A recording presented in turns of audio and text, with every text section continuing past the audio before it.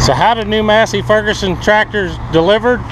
They're delivered in a box container, so they're out of the weather. We got nasty wintry weather, and these tractors are going to be nice and clean when we get inside. There they are.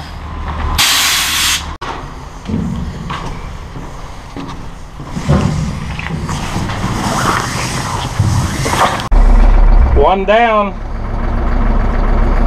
Nice and clean tractor.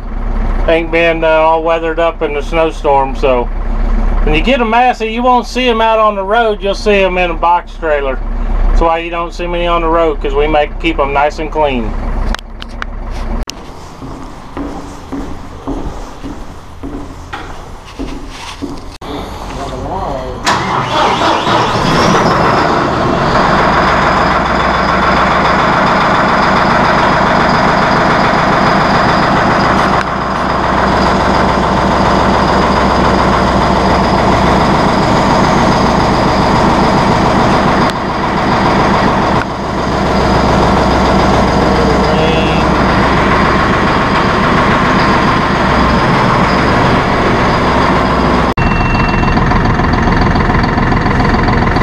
Goodbye, truck.